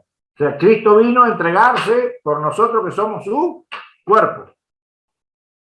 Así los maridos, nosotros, los que tenemos esposa, ¿sí? Tenemos que ser con nuestra propia iglesia, con nuestra propia mujer, por eso que somos uno. Por eso que el catecismo, la Escritura, tanto en Génesis 2 veces, como ahora, un poquito más adelante, en el mismo capítulo, en el 31, dice, por eso el hombre, etcétera, se une a la mujer y los dos son una sola carne. Así como Cristo y la Iglesia son una sola carne, así el hombre con la mujer son una sola carne. ¿Estamos hasta ahí? Y dice que Cristo se entregó por la Iglesia, como nosotros tenemos que entregarnos por nuestras esposas. Por eso somos uno. Y por eso que es muy importante entender esto. ¿Por qué? Porque allí, en 1 Corintios 7:14, habla de que la santificación en el matrimonio depende de una sola cosa, de la fe, de la profundidad de la fe de uno. Porque la fe de uno salva a la no fe, por decirlo así, de otro. Por eso que es importante entender que somos uno. ¿Sí? Y si bien nosotros, como cuerpo de Cristo, muchos somos pecadores y no nos merecemos nada, sin embargo, Cristo nos salva. Nos da todos los medios de gracia, todos los medios de salvación para poder llegar a la vida eterna. Miren, dice, miren, les voy a leer. Entonces, pregunto, si el hombre es cabeza de la mujer, ¿sí? Cristo es la cabeza de la Iglesia, ¿sí? Dice que, ¿se acuerdan ya en las 10 vírgenes? Que viene el novio, y las vírgenes están esperando la llegada del novio. Están los necios y las que están preparaditas con el aceite, esperándolo, en las alcusas. ¿Se acuerdan de eso? Bueno, acá vamos a una cosa que es hermosa, porque ese esposo, ¿sí? Está esperando a la esposa. Ese novio está esperando ¿a quién? A la novia. A la novia. ¿Para qué? Para casarse. Vamos, miren, escuchen cómo lo dice Apocalipsis 19:7. Dice, alegrémonos, 19:7, ¿sí? De Apocalipsis. Alegrémonos y regocijémonos y démosle gloria, porque ha llegado la boda del Cordero, el casamiento del Cordero. ¿Quién es el Cordero? Cristo. Y escuchen, y su esposa se ha engalanado. ¿Quién es la esposa del Cordero? La iglesia. Capítulo 19, versículo 7 de Apocalipsis. Y miren, fíjense, ahora nos metemos de lleno con Efesios 5, que es una belleza, y no pierdan la perspectiva del matrimonio, hombre, mujer, cabeza, cuerpo, una sola cosa, Cristo, cabeza de la iglesia, esposo, esposa, una sola cosa. ¿Sí? ¿Por qué? Porque hoy el mundo te dice que todas son iglesias. Y yo le hago una pregunta muy seria. Desgraciadamente no la pueden contestar ustedes, pero lo van a entender perfecto, aunque sea contestar en la mente. ¿Qué pasa si yo que tengo mi esposa, ¿sí? También voy y tengo una relación con otra mujer? ¿Qué soy? Un infiel. Soy un adúltero. Soy un adúltero. Acá dice la Escritura que Cristo tiene una esposa, un cuerpo, que ese cuerpo es una iglesia, y esa iglesia somos nosotros. ¿Sí? Entonces, si entendemos un poquito y le ponemos un poco de corazón a la cosa, nos vamos a entender, nos vamos a dar cuenta que Cristo no puede tener dos iglesias, porque si no sería, discúlpenme, porque es así tan claro, sería un infiel. Y si hay alguien que es fiel, no somos nosotros. Si hay alguien que puede ser un infiel y estar con otra mujer, o una mujer con otro hombre, es el hombre. Dios no. Por eso es que una gran mentira que Dios en algún momento de la historia, ya en el siglo IV, se cansó de la iglesia y tuvo una iglesia totalmente distinta y mucho más santa. Nunca fue eso. Es una gran mentira protestante. Y están todos fundamentados en esa gran mentira. Y esa gran mentira llega hasta que llega la verdad. Y hoy va a llegar la verdad porque lo vamos a leer. No porque se lo voy a decir yo. Lo van a leer. El que está siguiendo con la Biblia lo seguirá y lo verá. Y si no, lo verá después del video, y si no, lo verá después cuando le lleguen el material. Pero hay una cosa que es hermosa. Escuchen. Vamos a leer la Escritura. Capítulo 25 capítulo 5 de Efesios, versículo 25. Miren lo que dice. Marido, amad a vuestras mujeres como Cristo amó a la iglesia y se entregó a sí mismo por ella. Escuchen. ¿Para qué se entregó Cristo? Por la iglesia, ¿no? Está claro. Cristo, el esposo, se entrega por la esposa, ¿sí? ¿Para qué? Se entregó a él se entregó, fue a la cruz, murió. ¿Para qué? Escuchen, para santificarla. ¿Se dan cuenta? No importa si la iglesia es pecadora, claro que es pecadora, pero tenemos ¿a quién? A Cristo, que es el esposo, que hace ¿qué? Santifica a quien, a su esposa. Por eso que en Apocalipsis 19:7 dice, y su esposa se ha engalanado. ¿Se ha engalanado por qué? Porque dijimos, bueno, ya no tenemos pecado. No, porque el esposo es la que engalana a la esposa, a la iglesia. Por eso que acá dice que el esposo se entregó, ¿para qué? Para santificar a quién, a la iglesia. Escuchen, purificándola mediante el agua, mediante el baño del agua. Escuchen qué bonito. Si ustedes después con tiempo, cuando veamos, yo digo como veamos porque tengo otros cursos por otro lado y acá no está puesto eso, pero ya lo podemos hacer también. Que ustedes saben muy bien, y eso lo explica Romanos 7:6 y en otras citas también, donde el bautismo es entrar en ¿qué? En la muerte de Cristo para resucitar con él. Por eso que la Escritura acá dice que Cristo se entrega, muere. ¿Por quién? Por la iglesia. ¿Para qué? Para que la iglesia pueda a través de esa muerte ¿qué? Purificarse y resucitar. Entonces fíjense qué bonito. El santo de los santos, entrando en muerte de cruz, nos santifica y nos abre el camino ¿qué? Al bautismo. Por eso que dice acá, purificándola a la iglesia por el baño del agua. Y escuchen, ¿en virtud de qué? De la palabra que tiene Cristo. El verbo, la palabra. ¿Sí? Miren cómo sigue. ¿Y por qué hace eso? ¿Por qué la santifica con el baño del agua y la palabra? Mire, y presentársela resplandeciente a sí mismo. Fíjense, es Cristo el que nos purifica, que nos pone galardonados. Me salió cualquier cosa, pero bueno, no importa. Sino dice que nos presenta Él a nosotros, ¿sí? Santificados, ¿sí? Él se quiere presentar a la iglesia de esa manera y así lo hace. Miren cómo dice, miren cómo sigue. Sin que tenga, escuchen, sin que tenga mancha, ni arruga, ni cosa parecida. Y acá está el centro de la historia. ¿Cómo usted católico puede decir que su iglesia es santa si está lleno de pecados? Nosotros decimos que nuestra iglesia es santa, ¿sí? No porque tenga o no tenga pecado, que los tiene y de sobra, sino que somos obedientes a la palabra de Dios. Por eso yo cuando empecé esta charla les decía que creer en Cristo es creer en Cristo y creerle a Cristo. ¿Y quién dice que esta iglesia, esta esposa de Cristo, este cuerpo místico de Cristo es santo? Lo dice la Escritura. Y lo dice ahora, escuchen, dice, y presentársela resplandeciente a sí mismo, sin que tenga mancha, ni arruga, ni cosa parecida. Escuchen, sino que sea santa e inmaculada. La esposa de Cristo, el cuerpo de Cristo, la iglesia de Cristo, el mismo Cristo, que es el esposo, nos presenta a Él mismo de una forma santa e inmaculada. ¿A través de qué? Del baño del agua y de la palabra. Del bautismo por la palabra y por los sacramentos. Escuchen, miren cómo sigue. Así deben amar los maridos a sus mujeres como a sus propios cuerpos. Esto es central. Está hablando de cuerpos. O sea, el hombre tiene un cuerpo, la mujer tiene otro cuerpo. ¿Sí? Sin embargo, los dos son uno.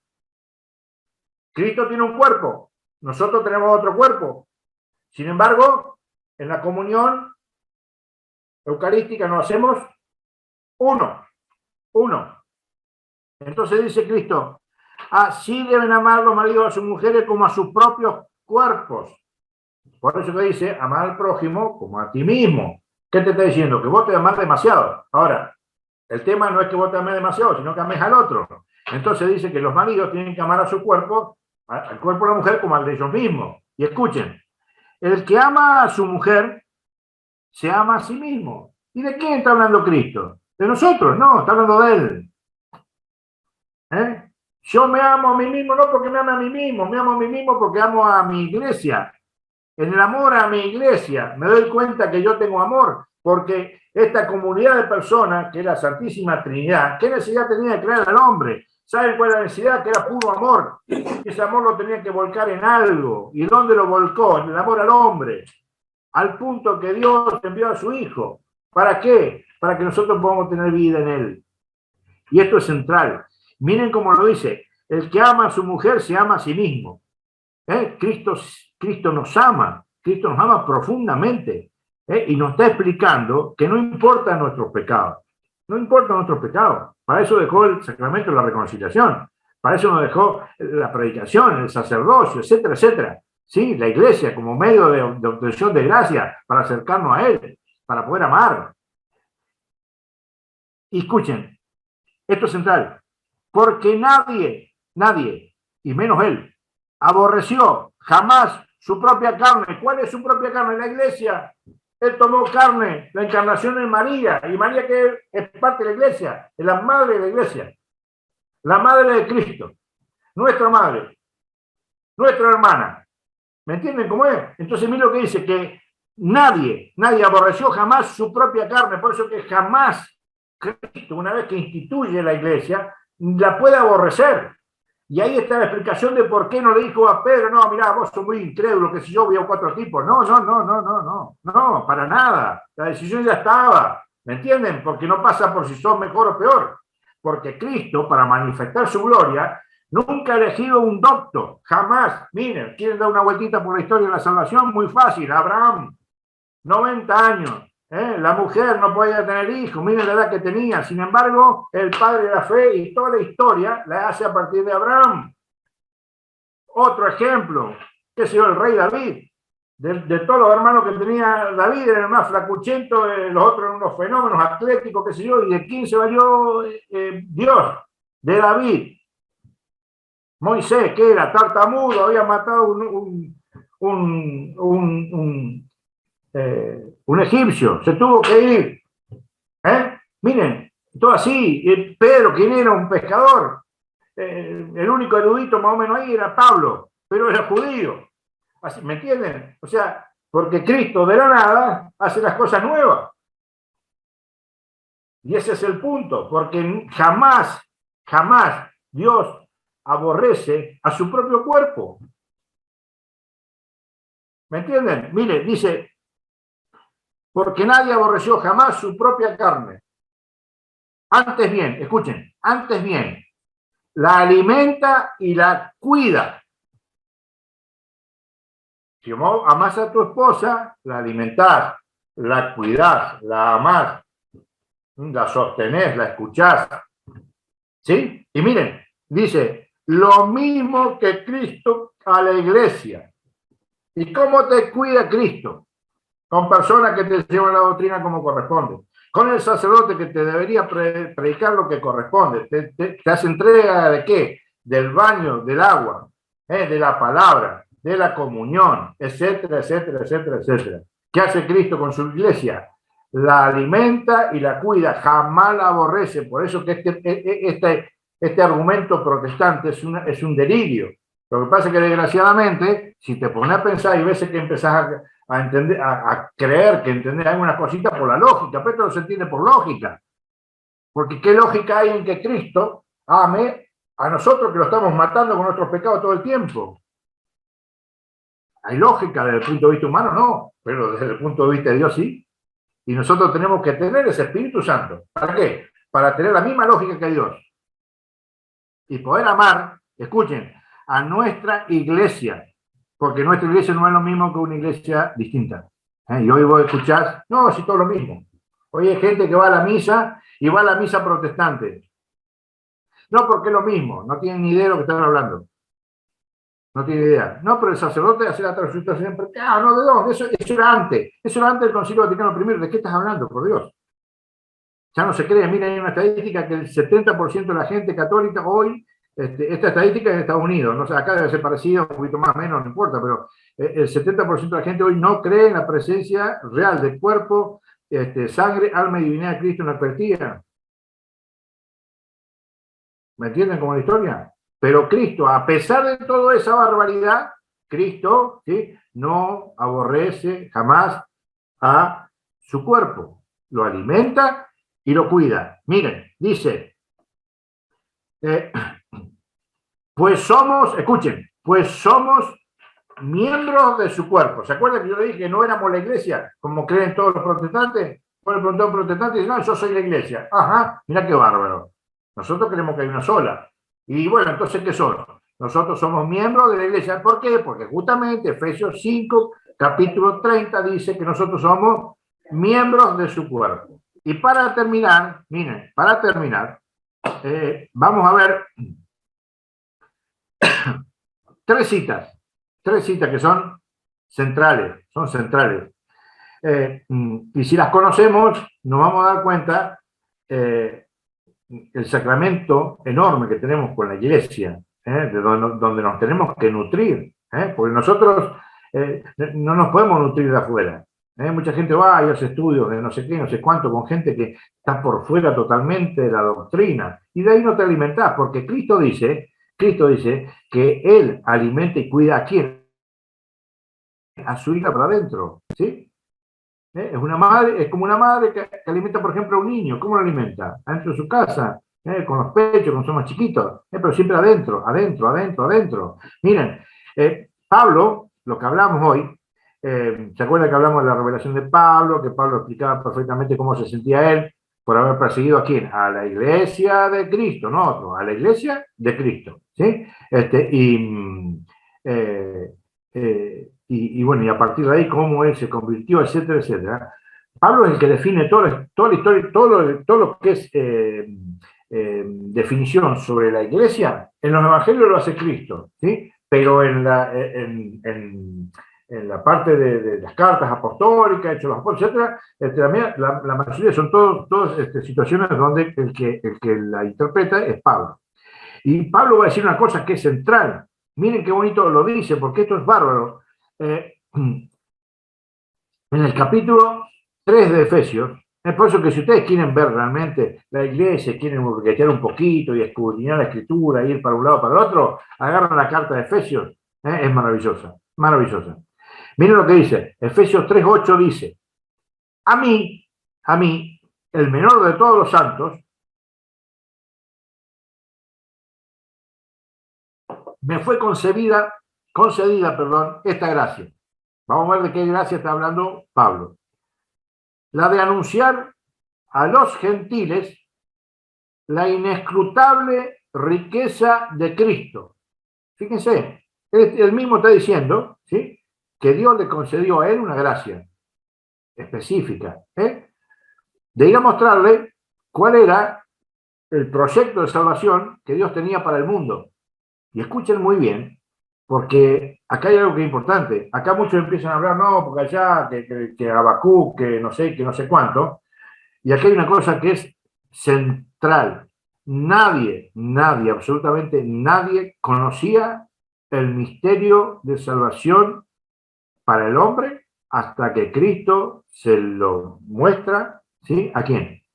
A Pablo. Y escuche cómo lo dice. Dice, a mí, el menor de todos los santos, me fue concedida esta gracia, la de anunciar a los gentiles la inescrutable riqueza de Cristo y esclarecer, escuchen, y esclarecer, dejar en claro algo que estaba oscuro, lo voy a poner en claro, y esclarecer como se ha dispensado el misterio, escuchen, el misterio escondido desde siglos en Dios.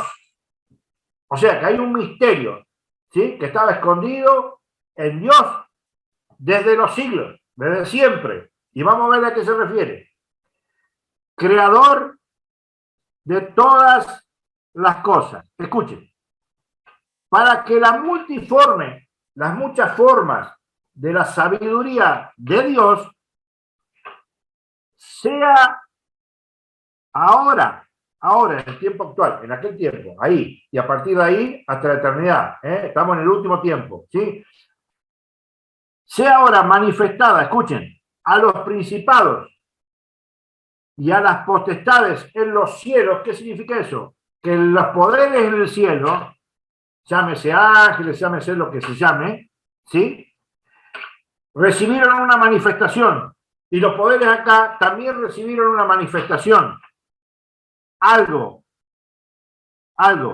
que estaba escondido, el misterio de Dios escondido en los cielos, tanto las potestades acá como los cielos, Dios se las manifestó de una manera, escuchen, ¿y a través de qué? Escuchen, se los repito de nuevo. Y esclarecer como se ha dispensado el misterio escondido desde siglos en Dios, creador de todas las cosas, escuchen ahora, para que la multiforme sabiduría de Dios sea ahora manifestada a los principados y a las potestades en los cielos mediante la iglesia. ¿Se dan cuenta por qué la iglesia es madre y maestra? Y nosotros andamos buscando, no sé, sabiduría no sé dónde.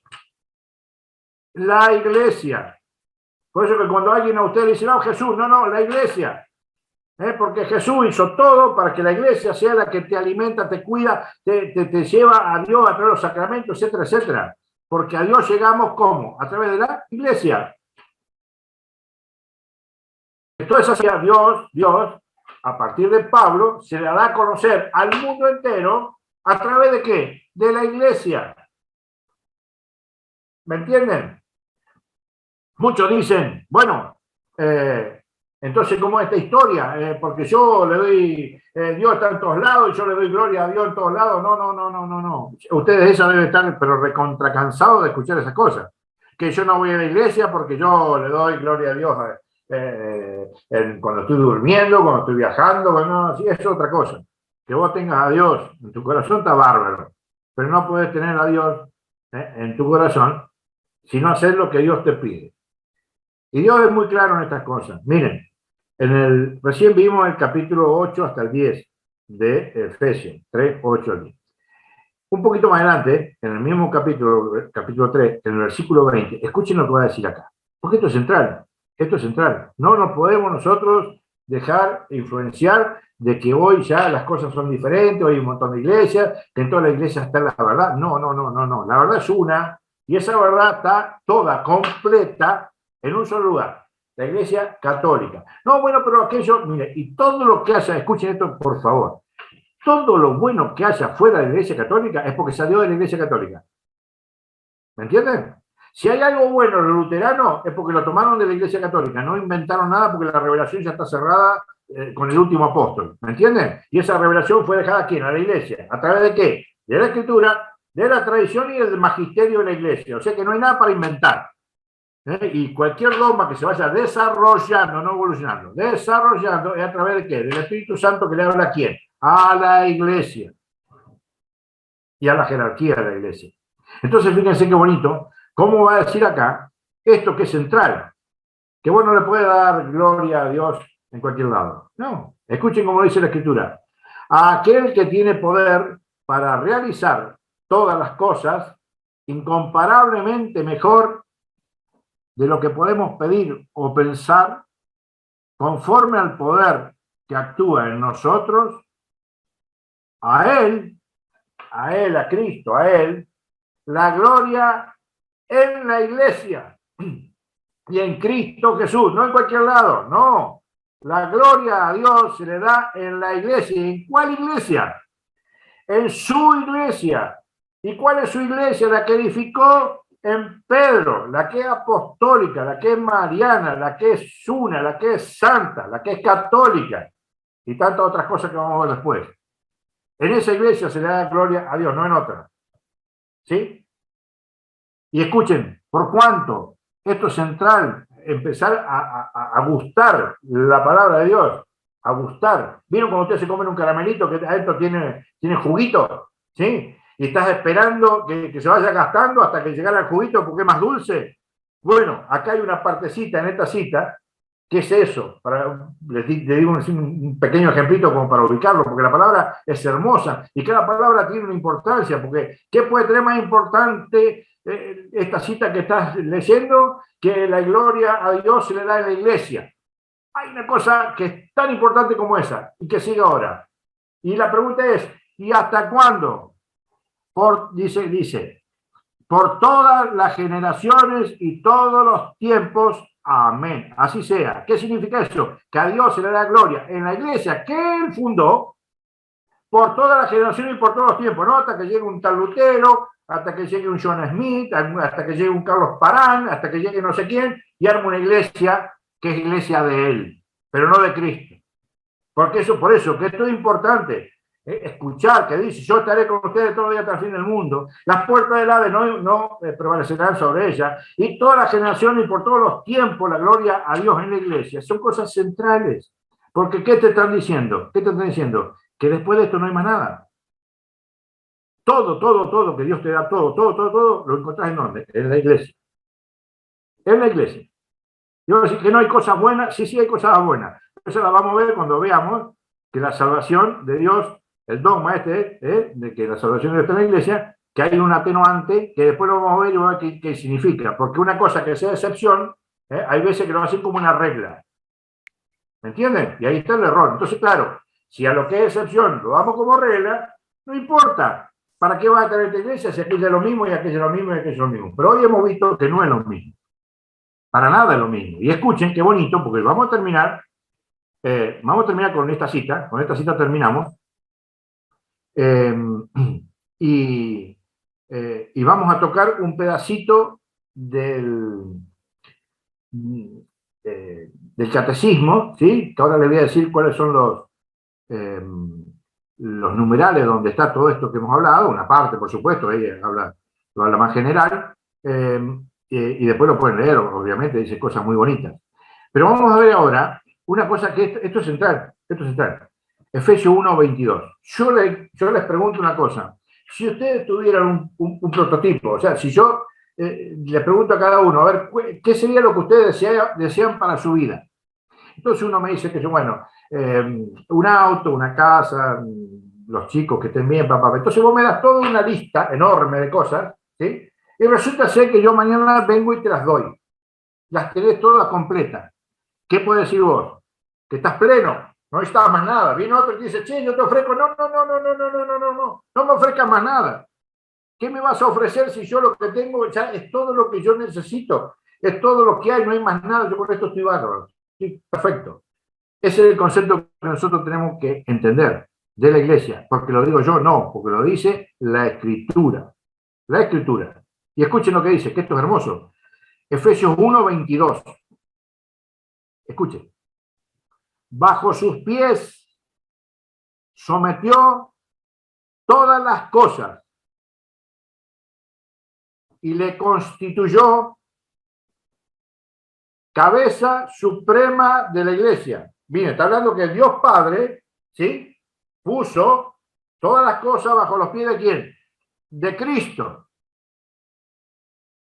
Y le constituyó cabeza suprema de la iglesia, que es su cuerpo, una cabeza, una iglesia, un cuerpo. Y escuchen porque esto es bellísimo. Miren lo que dice, que ese cuerpo, la plenitud del que lo llena todo en todo. La iglesia, que es el cuerpo de Cristo, es la plenitud del que lo llena todo en todo. ¿Por qué? Porque Cristo alimentó a esa iglesia con su gracia completa, con todo, no necesitas más nada. Por eso que es importante conocer la doctrina, amar la iglesia, amar los sacramentos. ¿A dónde? ¿Se acuerdan? No sé si ustedes se acuerdan, aquí en Juan 6:70, por allí, cuando Simón le dice, ¿y a dónde vamos a ir? Solo tú tienes palabra de vida eterna. Entonces yo siempre digo, ¿no?, que el católico se tiene que formar. Un católico formado no tiene ni siquiera opción de irse a otro lado porque no hay nada. No hay nada fuera de la iglesia, no hay nada fuera del cuerpo de Cristo, fuera del cuerpo místico de Cristo, fuera de la iglesia, que te alimenta, te cuida, te santifica. Jamás te va a aborrecer. Ahí está la plenitud, lo dice la Escritura. Se la repito, bajo sus pies sometió todas las cosas y le constituyó cabeza suprema de la iglesia, que es su cuerpo, la plenitud del que lo llena todo en todo. Es hermoso. Miren, acá yo voy a buscar, que lo tengo por acá, lo había sacado para mostrárselo porque realmente me gustó mucho. A ver si lo encuentro. Miren qué bonito. Miren qué bonito. Está hablando, esto está en el numeral 830. Ahora les voy a decir cuáles son los numerales que yo separé acá para que ustedes los tengan presentes, para que los lean. Dice, en ella, está hablando de la iglesia, ¿sí? En ella subsiste, siempre subsiste, por más ataque que haya, por más desvirtuado que esté la cosa, en ella subsiste la plenitud del cuerpo de Cristo, unido a su cabeza. Y escuchen, lo que implica que ella, la iglesia, recibe de él, Cristo, escuchen, la plenitud de los medios de salvación. ¿Más claro? ¿Y a dónde vamos a ir? Solo tú tienes palabra de vida eterna. ¿A dónde nos vamos a ir? Nos vamos a ir a la iglesia luterana, nos vamos a ir a los anglicanos, a los presbiterianos, a los adventistas, a los bautistas. ¿A dónde nos vamos a ir? Si acá tenemos la plenitud. Y esto es lo que hay que llevar al mundo. Porque hoy tenemos una crisis, hoy no creemos esto. No creemos esto. Hoy da lo mismo. Cualquier iglesia da lo mismo. No, porque Dios dice que la plenitud está en su iglesia, que es la iglesia católica, la iglesia que preside Pedro, la que está en los sacramentos, la que está en los medios de salvación por completo. ¿Me entienden? O sea, el jueves que viene vamos a ver la maravilla de esto de la jerarquía de la iglesia, que no nos gusta, no nos gusta obedecer nada, y es una característica enorme, porque ¿cómo podemos ser nosotros, discípulos de Cristo, amar a Cristo, cuando Cristo, ¿sí?, siendo 100% hombre y 100% Dios, no cosas separadas, sino fusionadas por completo, la noche en el Getsemaní, como hombre, sudaba sangre, sabía dónde iba, sudaba sangre. Y como hombre le dijo al Padre, si quieres sacarme esta copa, pero que no sea mi voluntad, sino la tuya. ¿Y cuál es la voluntad de Dios?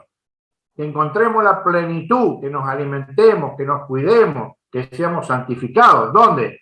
En su cuerpo, su iglesia. Así que bueno, yo espero que les haya no gustado, pero sí que les haya servido esto que hemos hablado,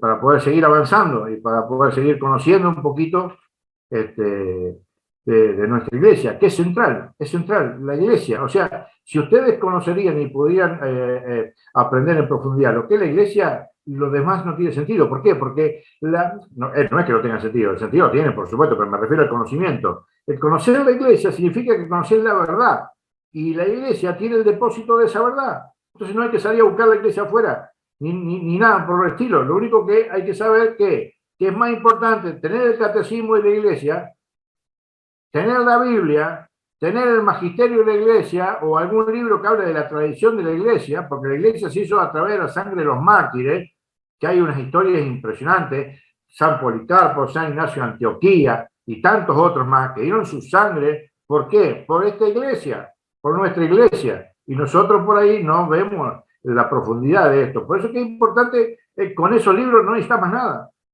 Estás buscando un libro acá, un libro allá, un libro de otro lado. No. Ahí tienes todo, toda la enseñanza está ahí. Que te guste leer un libro, perfecto, pero no puedes leer un libro cuando no has leído el catecismo de la iglesia. Y les voy a dar una ayuda. El catecismo de la iglesia de Juan Pablo II es un libro extenso, muy desarrollado, tiene citas bíblicas y lo tienen que tener, es fundamental. Pero hay un catecismo, que es el catecismo de San Pío X. Se llama Catecismo Mayor de San Pío X. Es un libro muy chiquito y muy lindo porque lo enfoca todo desde las preguntas. Toda la pregunta, que tal cosa, sí, tal cosa, así, porque Cristo, Es una cosa hermosa porque define todas las dudas que nosotros tenemos en preguntas, como si nosotros nos preguntáramos a uno mismo. Es hermoso y está clarísimo porque aclara todos los puntos que generalmente hoy todo es controversial. Todo hoy es en base a lo que yo pienso o lo que yo siento, y es una gran mentira. Es una gran mentira, porque dice la Escritura que todos tenemos que tener un mismo sentir. Así como el Padre, el Hijo y el Espíritu Santo tienen un mismo sentir, nosotros para poder ser parte de esa Santísima Trinidad tenemos que tener el mismo sentir que ellos. ¿Y cómo se hace eso? Muy sencillo. La iglesia te proporciona todo lo que vos necesitas para poder formar parte de esa comunidad de amor. Así que bueno, yo realmente agradecido de que podamos habernos encontrado hoy. Así que Dios los bendiga. Y bueno, nos estaremos, Dios mediante, encontrando el jueves próximo para ver lo que es el primado de Pedro y la jerarquía de la iglesia.